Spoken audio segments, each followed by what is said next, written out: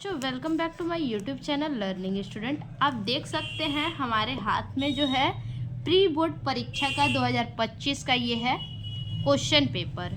तो आप देखिए क्लास 10th का ये है और विषय हिंदी है, तो इसको आप अच्छे से तैयार कर लीजिएगा इस पेपर को। इस पेपर का आज हम सॉल्यूशन लेकर के आए हैं।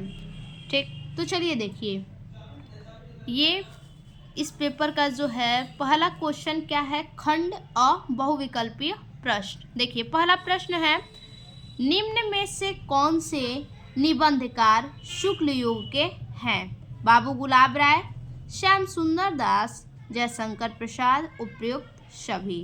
तो देखिए इनमें से जो निबंधकार है शुक्ल युग के वो हैं, ऑप्शन अ हमारा है बाबू गुलाब राय, ऑप्शन अ हमारा सही है। उसके बाद दूसरा हमारा क्वेश्चन है, मुंशी प्रेमचंद्र द्वारा संपादित पत्रिकाएं हैं। मुंशी प्रेमचंद्र जी के द्वारा संपादित पत्रिका कौन सी है? मर्यादा और हंस, छाया और प्रभा, सुधा और हंस, सरस्वती।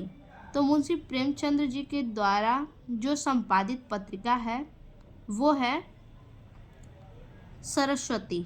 ठीक, उसके बाद अगला प्रश्न है हमारा 3 नंबर, आचार्य रामचंद्र शुक्ल ने किसे हिंदी की प्रथम कहानी माना है? कफन, ममता, इंदुमती, कोई नहीं। तो आचार्य रामचंद्र शुक्ल जो है प्रथम कहानी इन्होंने माना है, वो इनमें से जो प्रथम कहानी है वो है इंदुमती। ठीक, ऑप्शन हमारा सही है। चौथा प्रश्न है हमारा, ईदगाह नमक का दरोगा, ईदगाह नमक का दरोगा, पूस की रात के कहानीकार हैं। इन तीनों के कहानीकार कौन हैं? जयशंकर प्रसाद, भगवती चरण वर्मा, प्रेमचंद, राजकुमार वर्मा। तो इनमें से जो कहानीकार हैं इन तीनों के वो हैं प्रेमचंद्र, ऑप्शन स हमारा सही होगा। पांचवा है, पंच परमेश्वर कहानी के लेखक हैं रामचंद्र शुक्ल, प्रेमचंद्र, यशपाल, राजेंद्र यादव। तो पंच परमेश्वर कहानी के जो लेखक हैं इनमें से वो है प्रेमचंद्र, ऑप्शन ब हमारा सही होगा। उसके बाद है, महादेवी वर्मा की रचना है कानन कुसुम, प्रेम पथिक, संध्या गीत, प्रेम फुलवारी। इन चारों में से महादेवी वर्मा की रचना कौन सी है? तो ऑप्शन स हमारा सही है, संध्या गीत जो है महादेवी वर्मा की रचना है। अगला है, तुलसीदास द्वारा लिखा गया महाकाव्य है। तुलसीदास द्वारा इन चारों में से कौन सा महाकाव्य है जो इनके द्वारा लिखा गया है? प्रेम माधुरी, गंगा लहरी, विष्णु लहरी, श्री रामचरित मानस। तो तुलसीदास जी द्वारा जो लिखा महाकाव्य है वो है ऑप्शन द हमारा श्री रामचरित मानस। उसके बाद अगला प्रश्न है हमारा, छायावादोत्तर कवि हैं, छायावादी युग के कवि कौन से हैं? इनमें से भारतेंदु हरिश्चंद्र, मैथिली शरण गुप्त, रत्नाकर, अज्ञेय। तो छायावादोत्तर युग के जो कवि हैं वो इनमें से हैं अज्ञेय जी, ऑप्शन द हमारा सही है। 9 नंबर है, आधुनिक काल की समय सीमा है। आधुनिक काल की समय सीमा क्या है? तो अभी हम लोग क्या है, आधुनिक काल में है। तो देखिए 1919 ईस्वी से 1938 ईस्वी तक, ये हमारा गलत है। 1936 ईस्वी से 1943 ईस्वी तक, ये भी हमारा गलत है। 1918 ईस्वी से 1950 ईस्वी तक, ये भी हमारा गलत है। और आखिरी जो है 1843 ईस्वी से अब तक। क्यों अब तक? क्योंकि अभी हम लोग आधुनिक काल में है, आधुनिक काल अभी चल रहा है, इसीलिए हमारा द ऑप्शन सही होगा, 1843 से अब तक। 10वां हमारा क्वेश्चन है, महाकवि भूषण की रचना है चिदम्बरा, दीपशिखा, शिवा बावनी, साकेत। महाकवि भूषण की रचना इनमें से कौन है? तो जो महाकवि की रचना है भूषण की वो है दीपशिखा।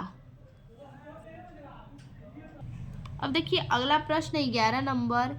हे जीवितेश उठो उठो, यह नींद कैसी घोर है क्या तुम्हारे योग्य, यह तो भूमि सेज कठोर है। इन पंक्ति में कौन सा रस है? हास्य रस, करुण रस, वीर रस, शांत रस। तो इन पंक्ति में जो है वो देखिए, फिर से पढ़िए एक बार। हे जीवितेश उठो उठो, यह नींद कैसी घोर है क्या तुम्हारे योग्य, यह तो भूमि सेज कठोर है। तो इनमें कौन सा रस है? तो देखिए इनमें ना तो हास्य रस है, ना तो वीर रस है, ना तो शांत रस है। इसमें हमारा क्या होगा? करुण रस। अब देखिए सोरठा के दूसरे और चौथे चरण में कितनी मात्राएं होती हैं? 16-16, 13-13, 24-24, 11-11। तो सोरठा के दूसरे और चौथे चरण में 13-13 मात्राएं होती हैं। ऑप्शन ब हमारा सही है। यहीं कहीं पर बिखर गई वह भग्न विजय माला से, उपयुक्त पंक्ति में कौन सा अलंकार है? उपमा, उत्प्रेक्षा, रूपक, श्लेष। तो इसमें से जो हमारा अलंकार है वो है उपमा अलंकार। ऑप्शन अ हमारा सही है। अगला पंचवटी में कौन सा समास है? कर्मधारय, द्वंद्व, द्विगु, तत्पुरुष। तो पंचवटी में जो है कि वो हमारा जो समास होगा वो होगा द्विगु समास। ठीक। अब देखिए अगला है पत्थर का तत्सम क्या होगा? पाथर, शिला, प्रस्तर, इनमें से कोई नहीं। तो पत्थर को हम शिला भी कहते हैं, पाषाण भी कहते हैं। ठीक। तो इसमें हमारा शिला है। ऑप्शन ब हमारा सही होगा। अगला है सह उपसर्ग लगाकर सही शब्द बनेगा। सह उपसर्ग लगाकर इन चारों में से कौन सा सही शब्द है? सहकर्मी, सुमति, असुविधा, कुसंगति। तो स उपसर्ग लगा के जो हमारा सही ऑप्शन होगा वो होगा ऑप्शन अ सहकर्मी। अगला है युष्मत की विभक्ति एवं वचन बताइए। षष्ठी विभक्ति बहुवचन, सप्तमी विभक्ति द्विवचन, पंचमी विभक्ति बहुवचन, चतुर्थी एकवचन। तो इसमें से जो हमारा विभक्ति और वचन होगा ऑप्शन स हमारा सही होगा, पंचमी विभक्ति बहुवचन होगा। अब इसके बाद अगला है यह घर अच्छा है। इस वाक्य में यह पद किस प्रकार का विश्लेषण है? गुणवाचक, सार्वनामिक, संख्यावाचक, परिणामवाचक। तो यह घर अच्छा है, इस वाक्य में यह जो पद है यह किस प्रकार का विश्लेषण है? तो यह जो है सार्वनामिक विश्लेषण है। ऑप्शन ब हमारा सही होगा। उसके बाद बालक दौड़ते हैं। इस वाक्य में दौड़ते हैं क्या है? उद्देश्य, विधेय, सर्वनाम, विशेषण। तो बालक दौड़ते हैं, इसमें जो वाक्य में दौड़ते हैं वो है विधेय। ऑप्शन ब हमारा सही होगा। 20 नंबर बहुविकल्पीय आखिरी प्रश्न जो है वो है क्रिया की विशेषता प्रकट करने वाले पद को कहा जाता है? क्या कहा जाता है? क्रिया विशेषण, प्रतिविशेषण, प्रविशेषण, विशेषण कोई नहीं। तो क्या बोला है? क्रिया की विशेषता प्रकट करने वाले को क्या कहते हैं? क्रिया विशेषण। ऑप्शन अ हमारा सही होगा। अब देखेंगे खंड ख। खंड ख में देखिए प्रश्न है वर्णात्मक प्रश्न। पहला इसमें से है निम्नलिखित गद्यांश पर आधारित दिए गए प्रश्नों के उत्तर दीजिए। ये हमारा गद्यांश है और इस गद्यांश पर यहाँ हमारा आधारित प्रश्न है, या अथवा करके एक और हमारा गद्यांश दिया है और इसके भी प्रश्न हैं। यानी इन दोनों गद्यांश में से किसी एक का क्या करना है? हमें उत्तर देना है। तो हम करेंगे गद्यांश ख। ठीक। भिन्न भिन्न धर्मों के मानने वाले भी जो सारी दुनिया के सभी देशों में बसे हुए हैं, यहाँ भी थोड़ी बहुत संख्या में पाए जाते हैं। और जिस तरह यहाँ की बोलियों की गिनती आसान नहीं, उसी तरह यहाँ भिन्न भिन्न धर्मों के संप्रदाय की भी गिनती आसान नहीं। इन विभिन्नताओं को देखकर यही अपरिचित आदमी घबराकर कह उठे कि यह एक देश नहीं, अनेक देशों का एक समूह है। यह एक जाति नहीं, अनेक जातियों का समूह है। तो इसमें आश्चर्य की बात नहीं, क्योंकि ऊपर से देखने वाले को जो गहराई में नहीं जाता, विभिन्नता ही देखने में आएगी। ठीक, अब देखिए प्रश्न क्या है इस पे। पहला प्रश्न है हमारा, वो है उपयुक्त गद्यांश का संदर्भ लिखिए। अब इस गद्यांश का संदर्भ देख लीजिए। देखिए यहाँ पे हमने हेडिंग इस प्रकार से डाल लिया है। उसके बाद यहाँ संदर्भ हमारा है। संदर्भ है हमारा प्रस्तुत गद्यांश हमारी पाठ्य पुस्तक हिंदी के भारतीय संस्कृति पाठ, यहाँ पे आप पाठ लिखिएगा। ठीक, यहाँ पे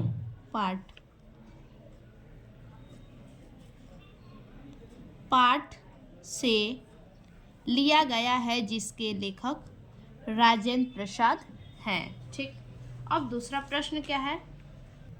देखिए दूसरा प्रश्न है हमारा, गद्यांश के रेखांकित अंश की व्याख्या कीजिए। ठीक, रेखांकित अंश क्या है। इन विभिन्नताओं को देखकर यदि अपरिचित आदमी घबराकर कह उठे कि यह एक देश नहीं, अनेक देशों का एक समूह है, यह एक जाति नहीं, अनेक जातियों का समूह है, तो इसमें आश्चर्य की बात नहीं। ठीक, देखिए रेखांकित अंश की व्याख्या। डॉक्टर राजेंद्र प्रसाद जी कहते हैं कि भारत की इतनी विभिन्नताओं को देखकर दूसरे देशवासी या ऐसे व्यक्ति जो यहाँ के मौलिक स्वरूप से अनभिज्ञ हैं, घबरा जाते हैं और कह बैठते हैं कि भारत तो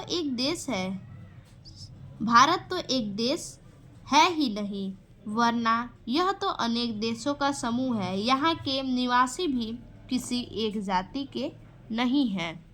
इस प्रकार की बातों में आश्चर्य करने योग्य कुछ भी नहीं, क्योंकि वे इस देश को सतही दृष्टि से देखते हैं। देखिए तीसरा प्रश्न है, लेखक ने भारतीय संस्कृति को अनेक देशों का समूह क्यों कहा है। तो देखिए इसका उत्तर यहाँ पे है। इन विभिन्नताओं को देखकर यदि अपरिचित आदमी घबराकर कह उठे कि यह एक देश नहीं, अनेक देशों का समूह है। देखिए यहाँ पे लेखक ने विभिन्नताओं को देखकर भारतीय संस्कृति को अनेक देशों का समूह कहा है। अगला देखिए प्रश्न है, दिए गए पद्यांश पर आधारित प्रश्नों के उत्तर दीजिए।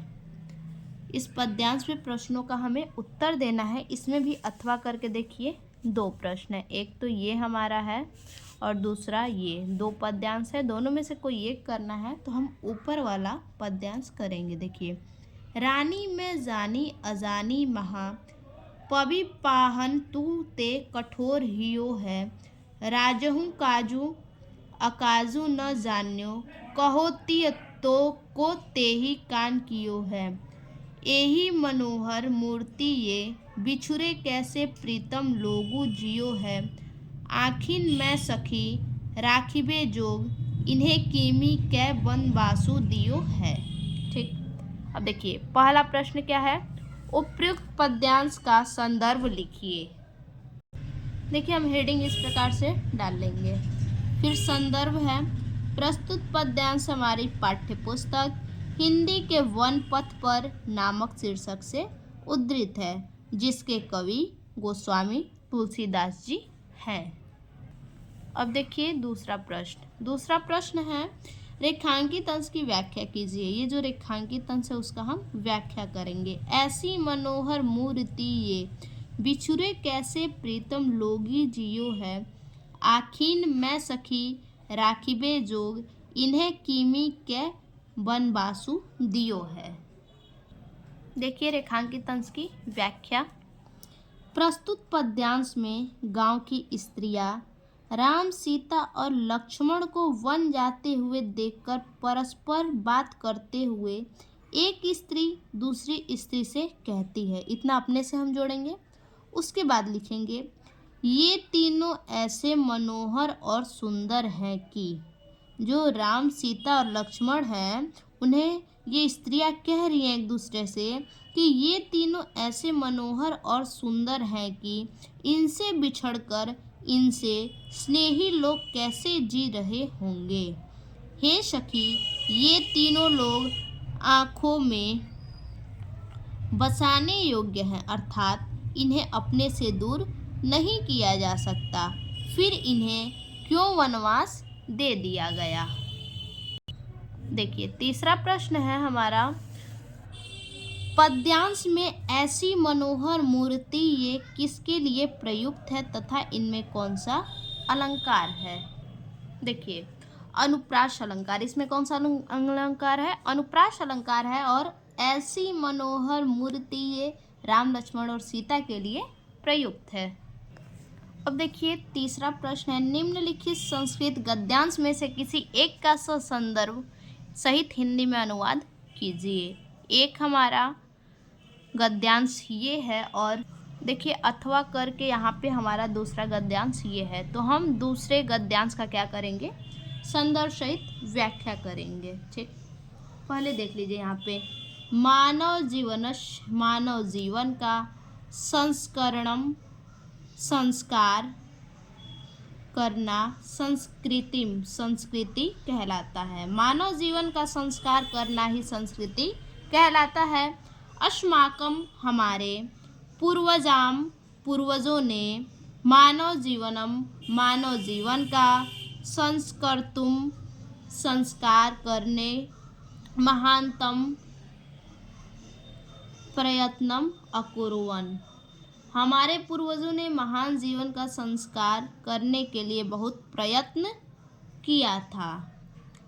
ते अस्माकम, उन्होंने हमारे जीवन के संस्करणाय संस्कार यानः के लिए, संस्कार के याना मतलब जिन, आचारों, विचारों का, और प्रदर्शन किया। तत् मतलब वह, सर्व मतलब सब, वह सब अस्माकम हमारी संस्कृति है। विश्वास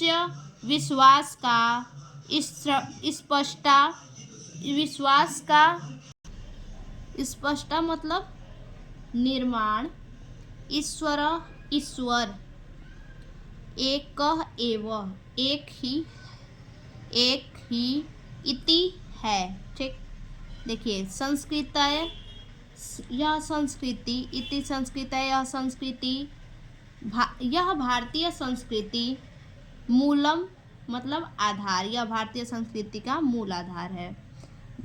विभिन्नम तावलंबिनः, विभिन्न प्रकार के, विभिन्नम तावलिम यानी भिन्न मतों से, भिन्न मतों को, विविध विभिन्न नामों से, एकम एक ही, एवं ईश्वरम भजन्ते, ईश्वर का भजन करते हैं।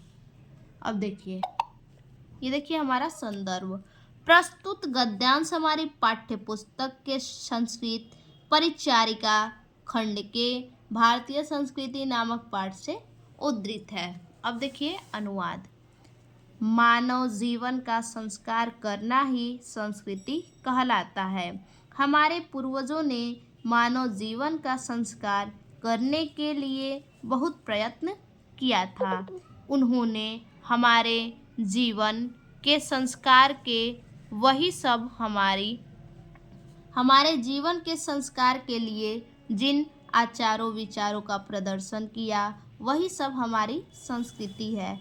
विश्व का निर्माण करने वाला ईश्वर एक ही है, यही भारतीय संस्कृति का आधार है।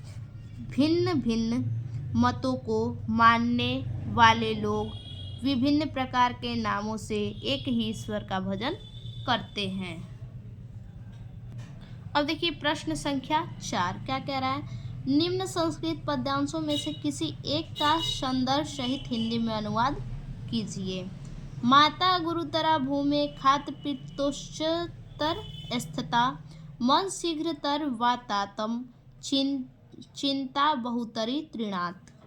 अथवा धान्यानामुत्तम किस्विदं धनाना स्यात् किमुत्तमय लाभानुमुत्तम की स्यात् सुखाना स्यातम किमुत्तमम। ठीक, दोनों में से किसी एक का हमें संदर्भ सहित व्याख्या करना है, तो हम करेंगे ऊपर वाले की व्याख्या।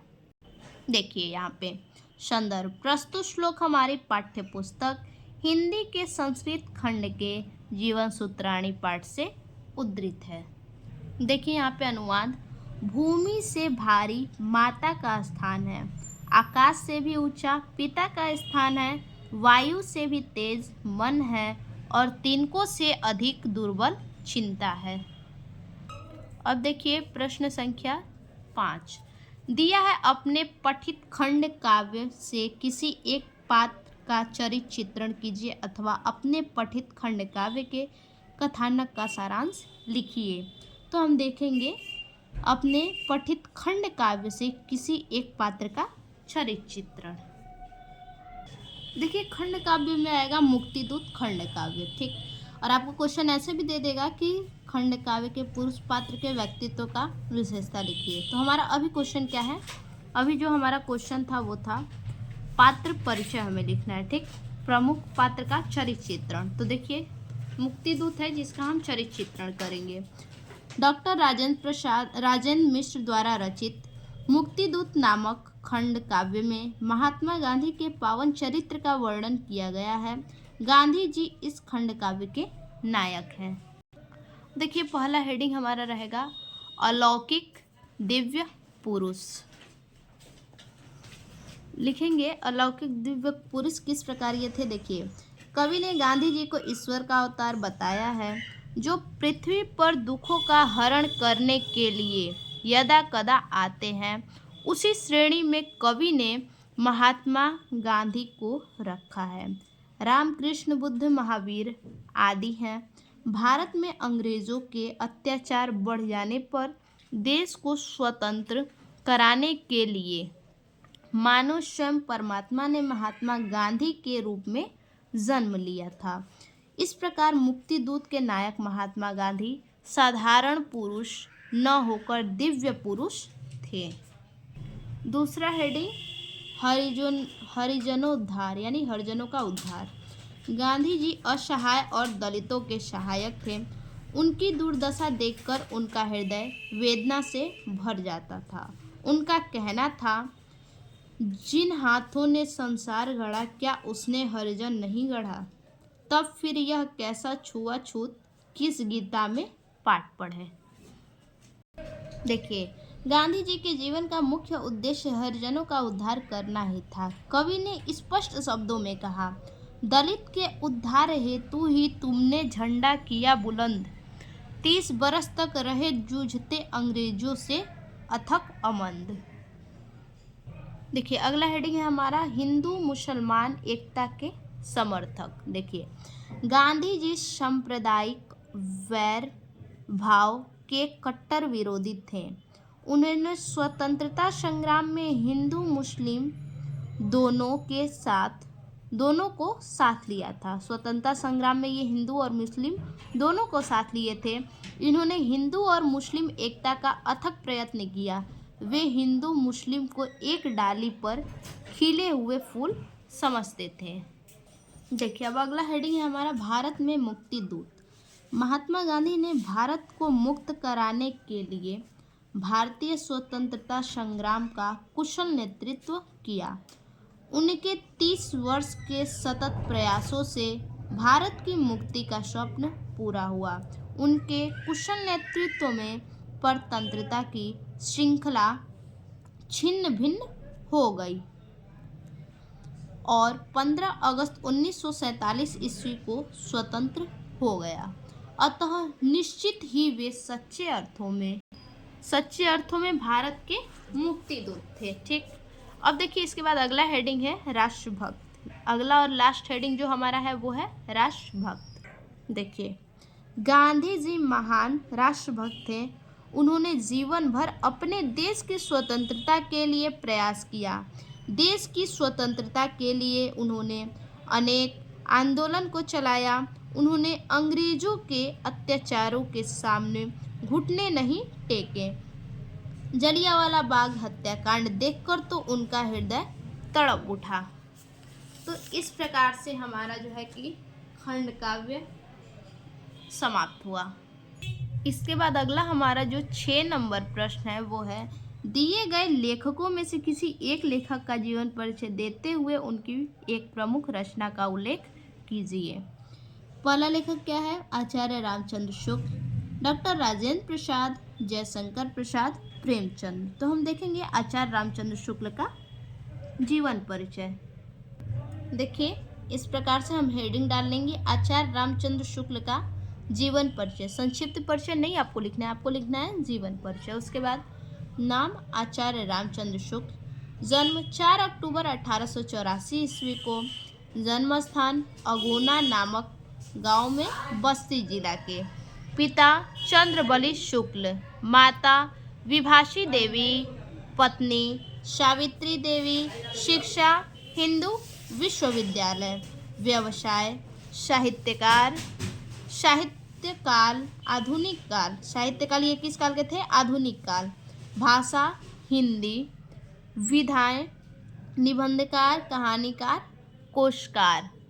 निधन 2 फरवरी 1941 ईस्वी को। ठीक, इतना लिखने के बाद उसके बाद हेडिंग डालेंगे आचार्य रामचंद्र शुक्ल का जीवन परिचय। फिर लिखेंगे इस प्रकार से, दुनिया को हिंदी साहित्य का व्यवस्थित इतिहास समझाने वाले आचार्य रामचंद्र शुक्ल का जन्म 4 अक्टूबर 1884 ईस्वी को बस्ती के अगोना नामक ग्राम में हुआ था। इनके पिता का नाम चंद्रबली शुक्ल था।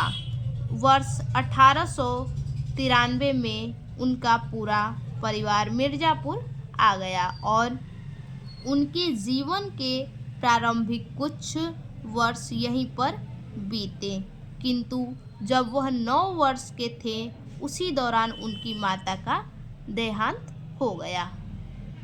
अब हम आगे देखेंगे।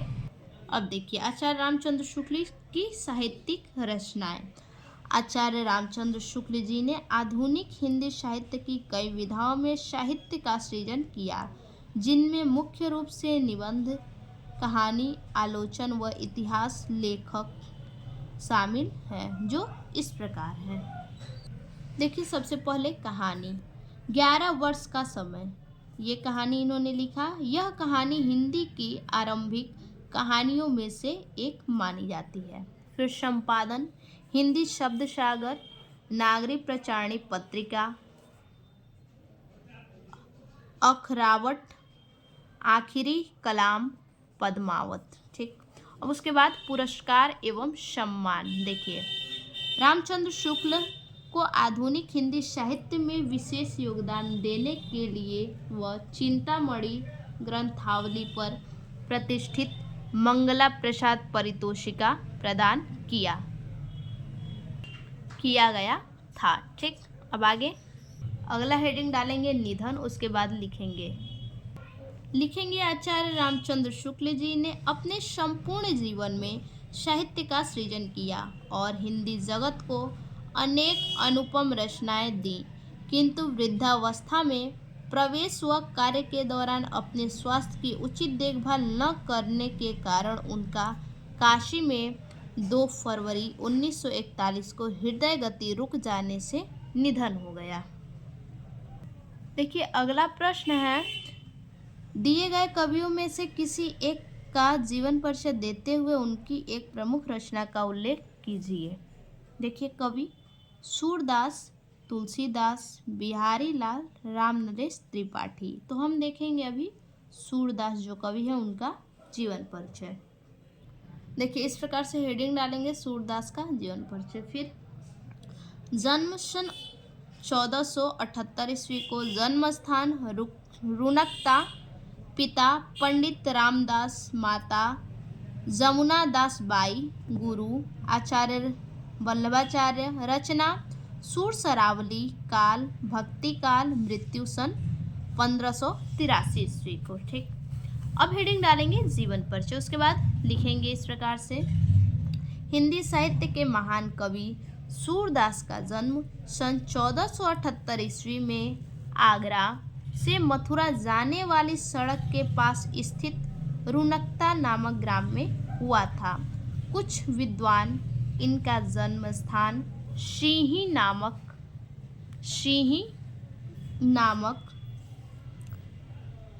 स्थान को मानते हैं। उनके पिता का नाम पंडित रामदास था, जो सरस व ब्राह्मण थे। सूरदास जी जन्मांध थे या नहीं, इस संबंध में विद्वानों के अनेक मतभेद हैं, किंतु इन्होंने मानव स्वभाव एवं श्री कृष्ण की बाल्य लीलाओं का सच में जितना सुंदर वर्णन किया है, वैसा कोई जन्मांध व्यक्ति नहीं कर सकता। ठीक, इस प्रकार से हम लिख लेंगे जीवन परिचय। उसके बाद लिखेंगे साहित्यिक परिचय। वल्लभाचार्य के संबंध में आने के बाद कृष्ण के भक्ति के पद गाने लगे। सन 1583 ईस्वी में परसौली नामक गांव में इनकी मृत्यु हुई। अब इसके बाद देखेंगे साहित्यिक परिचय। देखिए साहित्यिक परिचय है, सूरदास जी महान काव्यात्मक प्रतिभा से संपन्न कवि थे। कृष्ण भक्ति को ही इन्होंने काव्य का मुख्य विषय बनाया। इन्होंने श्री कृष्ण के सगुण रूप से प्रति सखा भाव की भक्ति का निरूपण किया। अब देखिए कृतियां इनकी। सूरदास जी ने लगभग 1.25 लाख पदों की रचना की थी, जिनमें से केवल 8 से 10,000 पद ही प्राप्त हो पाए हैं। काशी नागरी प्रचारणी सभा के पुस्तकालय में ये रचनाएं सुरक्षित है। इनमें से 3 ग्रंथ ही उपलब्ध हुए हैं। ठीक, कौन कौन से ग्रंथ है देखिए, सूर सागर, सूर सरावली, साहित्य लहरी। देखिए अगला प्रश्न है हमारा 8 नंबर, छात्रवृत्ति के लिए अपने प्रधानाचार्य को एक आवेदन पत्र लिखिए अथवा मुख्य नगर अधिकारी को शहर की सफाई हेतु एक प्रार्थना पत्र। तो ये देखिए हमारा ये है छात्रवृत्ति प्राप्त करने के लिए प्रार्थना पत्र। सबसे पहले लिखेंगे सेवा में प्रधानाचार्य महोदय, राजकीय इंटर कॉलेज लखनऊ उत्तर प्रदेश। विषय छात्रवृत्ति प्राप्त करने हेतु। माननीय महोदय, सविनय निवेदन है कि मैं आपके विद्यालय में 10वीं का छात्र हूँ। मैं अपनी कक्षा में प्रतिवर्ष अच्छे अंकों से उत्तीर्ण होता रहा हूँ। इसके अलावा मैं कबड्डी टीम का कप्तान भी हूँ। सभी अध्यापक मेरी प्रशंसा करते हैं। मान्यवर, इस वर्ष मेरे पिताजी अस्वस्थ हो गए हैं, जिसके कारण उनका व्यवसाय ठप हो गया। घर की आर्थिक दशा कमजोर हो गई है। पिताजी मेरा मासिक शुल्क देने में असमर्थ हैं। अतः आपसे निवेदन है कि मुझे इस वर्ष 500 रुपये मासिक छात्रवृत्ति प्रदान करें, ताकि मैं अपना पढ़ाई सुचारू रूप से चला सकूं। मैं आपका सदा आभारी रहूँगा। यहाँ पे लिखेंगे धन्यवाद। उसके बाद नीचे लिखेंगे दिनांक और इस साइड लिखेंगे आपका आज्ञाकारी, नाम, कक्षा। तो ये हमारा हो गया छात्रवृत्ति प्राप्त करने के लिए। ठीक, अब देखते हैं मुहल्ले की सफाई के संबंध में। दोनों पत्र देख लीजिए। सेवा में श्रीमान नगर निगम अधिकारी, गाजीपुर लाल दरवाजा। मुहल्ले की सफाई के संबंध में। विषय मुहल्ले की सफाई के संबंध में। महोदय, सविनय निवेदन है कि मैं निकिता कुमारी गाजीपुर लाल दरवाजा की निवासी हूँ। मेरे मोहल्ले में पिछले 4 दिनों से आपके कर्मचारी सफाई के लिए नहीं आ रहे हैं, जिसके कारण मोहल्ले के हर स्थान पर काफ़ी गंदगी फैल गई है, जो आने जाने वाले लोगों को परेशान कर रही है। अतः श्रीमान अधिकारी महोदय से आग्रह एवं निवेदन है कि इस समस्या को जल्द से जल्द दूर करने की कृपा करें। यहाँ पे दिनांक, प्रार्थी, नाम, पता। अब देखिए अगला हमारा 9 नंबर प्रश्न है, निम्न में से किन्हीं दो प्रश्नों के उत्तर दीजिए। तो हमें क्या करना है, किसी दो प्रश्न का हमें इनमें से उत्तर देना है। तो सबसे पहले देखिए हमारा पहला क्या है, क नंबर है, वाराणसी कस्या भाषायाम केंद्रम अस्ति। वाराणसी किस भाषा का केंद्र स्थल है? तो वाराणसी संस्कृत भाषा का केंद्र स्थल है। वाराणसी संस्कृत भाषायाम केंद्रम अस्ति। ठीक, उसके बाद हम लिखेंगे अलछेंद्र क आसित। ठीक, अलछेंद्र क्या है तो देखिए अलछेंद्र यवन राज आसित। अलछेंद्र में यवन राज है। यहाँ देखिए वाराणसी संस्कृत भाषायाम केंद्रम अस्ति। ख नंबर अलछेंद्र यवन राज आसित। दो हमारा प्रश्न का उत्तर हो गया। देखिए 10 नंबर प्रश्न है हमारा, निम्न में से किसी एक विषय पर निबंध लिखिए। जीवन में विज्ञान का महत्व, कंप्यूटर की उपयोगिता, बढ़ती बेरोजगारी का कारण और निवारण, विद्यार्थी और अनुशासन। तो इस पे हमने जो है कि इन चारों पे हमने वीडियो डाल दिया है, तो अब वहाँ से देख लीजिएगा। अभी हम देखेंगे कंप्यूटर की उपयोगिता।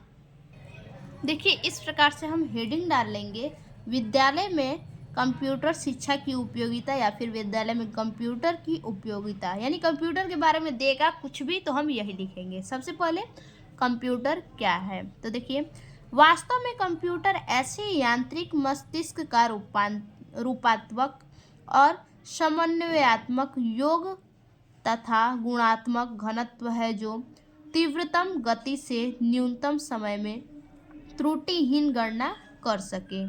कंप्यूटर सर्वाधिक तीव्र, शुद्ध एवं सबसे उपयोगी गणना करने वाला यंत्र है। चार्ल्स बेबेज नामक व्यक्ति ने 19वीं शताब्दी के आरंभ में पहला कंप्यूटर बनाया।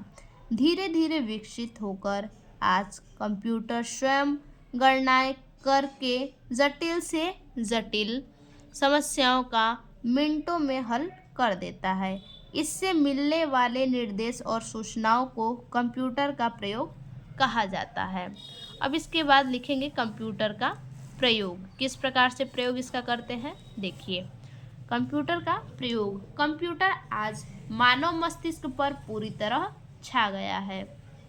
बड़े बड़े व्यवसाय, तकनीकी संस्थान और महत्वपूर्ण स्थानों में कंप्यूटर का प्रयोग मानव मस्तिष्क के रूप में किया जा रहा है। बड़े बड़े बैंकों में खातों के रख रखाव के लिए कंप्यूटर का प्रयोग किया जा रहा है।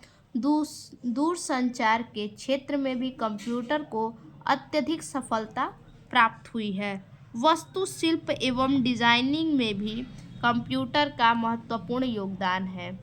वर्तमान समय में कंप्यूटर का प्रयोग परीक्षा फल के निर्माण, मौसम की जानकारी, चिकित्सा क्षेत्र, चुनाव कार्य आदि में भी किया जाता है। अब देखिए अगला हेडिंग है हमारा कंप्यूटर और मानव मस्तिष्क।